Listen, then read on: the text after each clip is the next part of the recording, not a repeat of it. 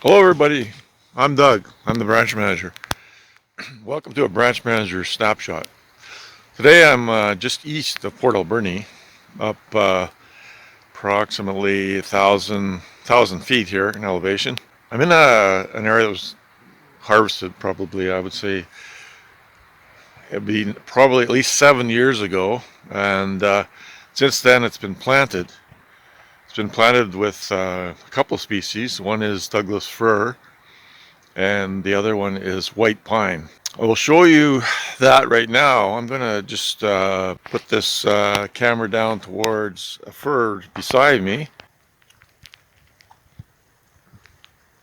Then I'm just going to pan over to here and show you a white pine doing very well. White pine are actually doing better than the fir. These trees are approximately 10 feet apart, and then from that pine to this pine is about 6 feet, which is not a big deal because in some parts you can't get them 10 by 10 or whatever the spacing is. So you have to make use of the soil itself. Just in front of it, another 6 feet or so, is another fir, Douglas fir. The effects of browsing by deer is not really evident at this point. It's past that stage, but it has struggled a bit. If you can see, some of the bottom is quite thick. That means there's about 2 years of growth there,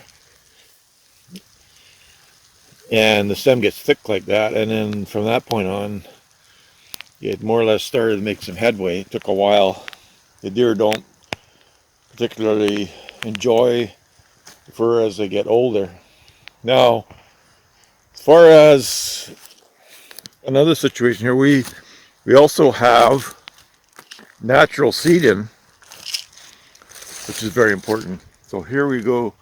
We have a western red cedar that is seeded in from Mother Nature, from one of these trees on the perimeter of the opening.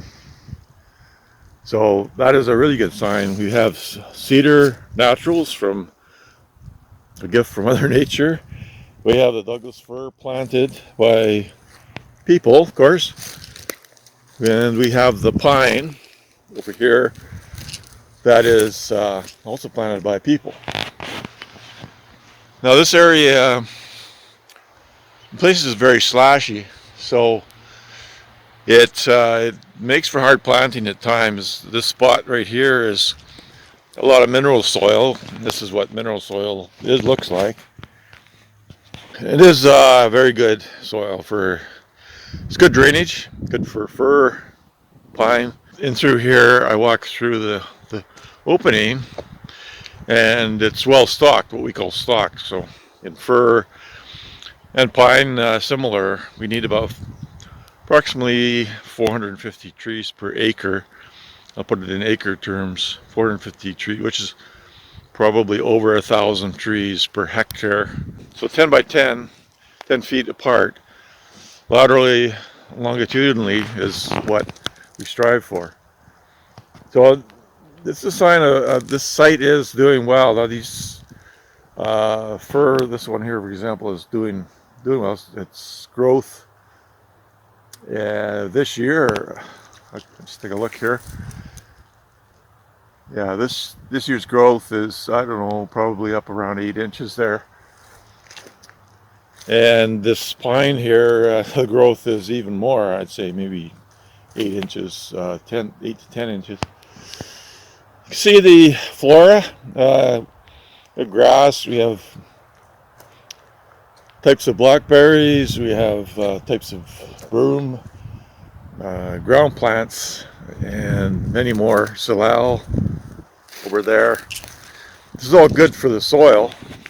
Most of these plants put nitrogen into the soil. Nitrogen is one of the key elements, things that are used on site, or not on site, but that need to be on site in the ground, plus a few others. But nitrogen seems to be the biggest one, especially on Vancouver Island here. And so this is an example of what happens after logging. Now, Again, these trees are well on their way. In approximately, well, we'll say 15 to 20 years, this is going to be a very nice stand, a very healthy stand. And post-harvesting, this is what we're looking for. An evenly spaced stand, healthy young forest. This is what we get post-harvesting, because this is what the plan is planned from the very beginning, from harvesting to reforestation. And then we hope for the natural regeneration, like I showed you the cedar. Mother Nature inhabits the area with plants on the ground to help the soil, and the soil turns more into organic in nature. So with that, folks, just want to sign off. I'm Doug. I'm the branch manager. Keep it real and keep it green.